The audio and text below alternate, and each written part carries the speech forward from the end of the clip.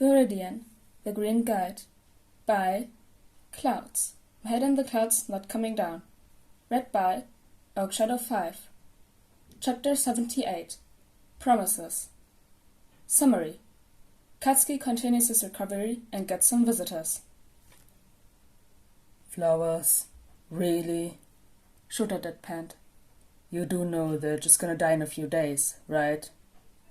You're such a spoil sport, Joe, Hisashi groaned. They're meant to make things more cheerful while you're in the hospital. Add some color. My sleeping bag already does that, Shota countered. Yeah, but these are prettier, Nemori laughed. Come on, Shota. It's not as if you let yourself stay in the hospital that often. We need to take advantage of every second while we can. Shota glared at her, but knew she was right. Even when he was injured on patrol, he was much more likely to go to a recovery girl or deal with it on his own than go to the doctor. The only reason he was actually following the doctor's orders now was because his body was beyond exhausted from fighting the poison, and he didn't have enough stamina to stand for more than a few minutes at a time, much less jump out the window or let the recovery girl work her magic. At least the doctors assured him he'd be back to normal by the end of the week, but for now, he was stuck here. Plus, maybe he was trying to set a good example for Viridian, just in case the kid was paying attention, but nobody would be able to prove that. Shota turned to Tensei. Any word on Viridian? Tensei shook his head. I had my team comb every alley and rooftop near that beach, but no dice. Either he didn't get stung, or... The awkward truth hung heavily in the silence between them, and Shota hated it. The logical part of his brain told him that if Viridian had gotten stung, he would have been in too much pain to get very far, but the illogical part of his brain reminded him to never underestimate the problem child's self-destructive tendencies. It would be just like him to refuse to go to the hospital despite being poisoned, simply because he wanted to save the antidote for someone who deserved it more. It was the first time since they'd met that the kid wasn't suicidal, and now Viridian had probably been murdered. It would have been darkly funny if it wasn't so tragic. What about your other problem child? Emery asked finally. I've been hearing more and more about this Kachan lately. He's making quite a name for himself. Shota rolled his eyes, but accepted the change in subject gratefully. He's Amplifier's problem child, not mine. He's in your homeroom, Hisashi pointed out. That kinda makes him yours. Classes haven't started yet, Shota argued. He's not my problem. And yet, Nemori teased. So, how's the kid? Shota held out for a few stubborn seconds before sighing. He's fine. I haven't talked to him yet, but the doctors say he's not going to have any long-term effects from the poison, which is good. PTSD is another question, but we'll cross that bridge when we come to it. The berserker that was involved in the attack used to be the kid's friend before he went missing. Oh. Nemori's face fell. I'm sorry, I didn't know. Shota shrugged. It is what it is, unfortunately. At least we'll have someone he trusts there to ask questions when the guy wakes up. Maybe we'll actually get a lead this time, assuming we can keep the media from reporting that he survived and protect him from any other attempts on his life. That sucks, Tensei said. Yeah. Shota dragged a hand down his face and groaned. Yeah, it does. Katsuki chewed thoughtfully on one of the cookies that Auntie Inko had bought. She'd said that Izuku had helped her bake them, which was nice. Katsuki felt a little bit guilty, but he was actually sort of grateful that Izuku hadn't come with her to visit him. What would he even say to him? It wasn't like he just could greet him with, Hey, sorry for bullying you for 10 years and telling you to kill yourself. How's life? Even if their parents weren't in the room, that would just be way too awkward. He'd have to face him eventually, Katsuki knew that, but he just didn't know what to say. How was he supposed to even start a conversation, much less actually apologize for everything he'd done wrong? He felt like he was a better person now, but would Izuku even be able to see that? If Ogawa was awake, he'd be willing to vouch for him, but he wasn't. Katsuki kept meaning to go visit him, but just like talking to Izuku, the thought was intimidating. He'd failed him. He hadn't even been able to look for him, because he hadn't been in the hero course yet. Maybe he shouldn't have listened to the heroes and just gone full vigilante, but he hadn't, and Ogawa had paid the price for that.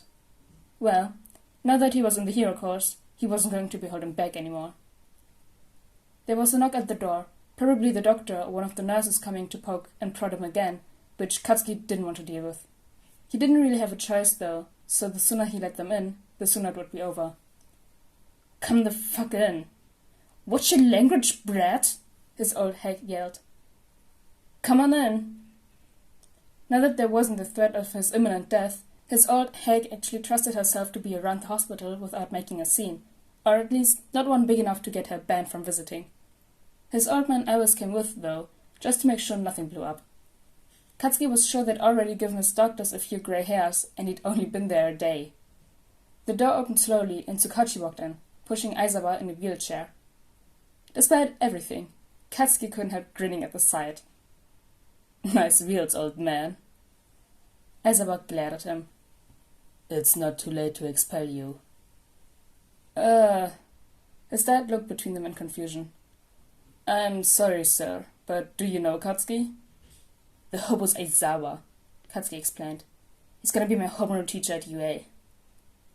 "Eraserhead here was one of the pro-heroes that protected your son during the attack," Tsukachi added.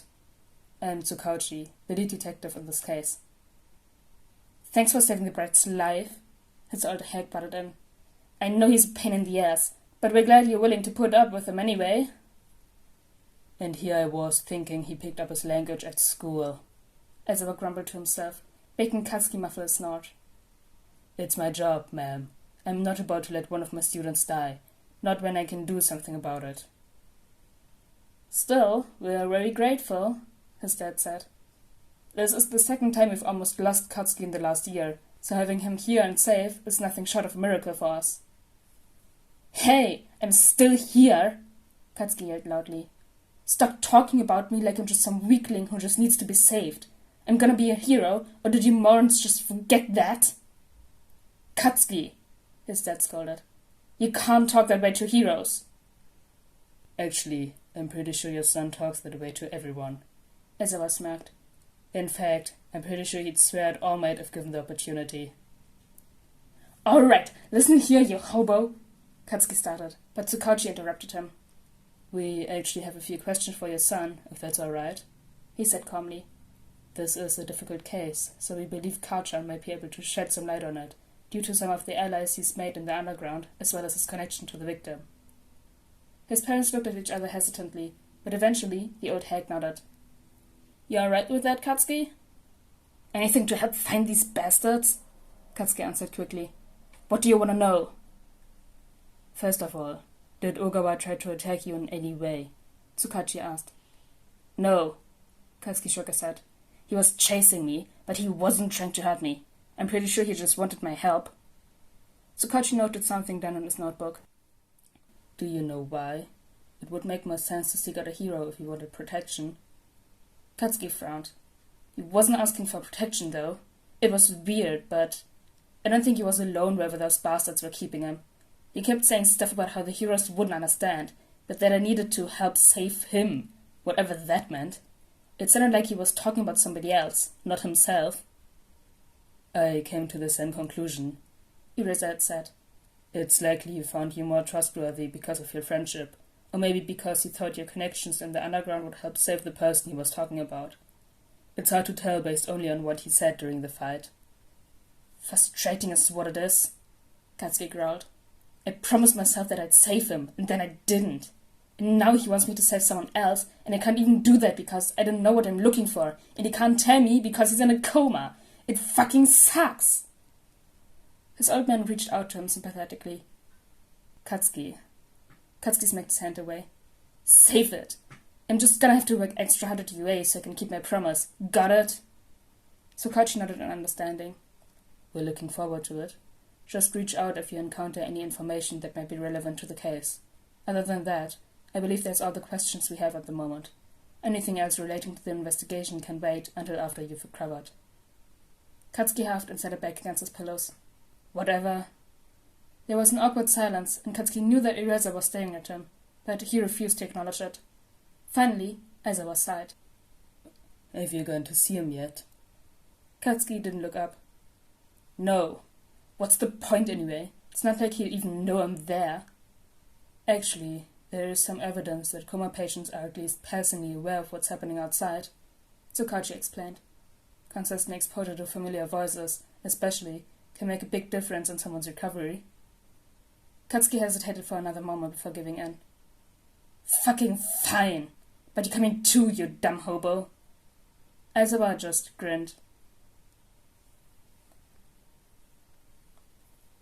Walking into Ogawa's hospital room was weird, not the least of which because he wasn't actually walking. The stupid poison had drained too much out of him, and he'd only stubbornly made it a quarter of the way down the hall when his legs gave out from under him, and he had to have a nurse haul him into a wheelchair. Thankfully, he'd at least convinced his parents to stay behind, so the only person to witness his failure was Aizawa, but that was bad enough. The nurses that had pushed them there gave polite nods as they left the two alone with the patient, and Katsuki hesitantly scooched a little closer to the bed. Katsuki knew he looked rough, but Ogawa was even worse, if possible. The bright red welts of the bee sting stood out starkly against his skin, which was so pale that it almost looked grey under the hospital lights. His tentacles had shrunk a bit, but were still significantly longer than Katsuki remembered them being last month, and they had gotten so much darker that if Katsuki hadn't seen them before his transformation, he would have just assumed they were black. The circles under his eyes were bigger than Aizawa's, and even asleep, he looked exhausted. What did they do to him? Katsuki whispered. We'll find out. Aizawa's voice was full of determination. The good news is that he's not showing the same signs of mental degradation that the other berserkers were, even if we're not sure why. If he can recover from the poison, he should survive. The doctors here are already looking into what makes him different than a normal person, and we're going to figure this out and make sure it doesn't happen to anyone else, alright? Katsuki didn't respond. He just kept looking at his friend, a mix of anger, desperation, and confidence welling up inside him. I couldn't save him. I'm not gonna fail again, though. I'd be damned if I ever let that happen again. I promised him I'd save someone, and I'm gonna do it. That's not enough, though. I'm gonna catch these damn villains so that when this idiot finally wakes up, he doesn't have to be scared anymore. Sounds like a plan, hobo? Aizawa nodded. I think you're starting to get what it means to be a hero.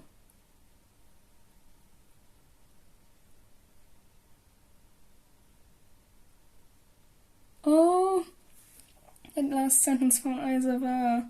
I think you're starting to get what it means to be a hero. Oh my god. That's so cute. But anyways, guys, I hope you all enjoyed chapter 78 of Viridian the Green Guide, and I see you all next time. Bye!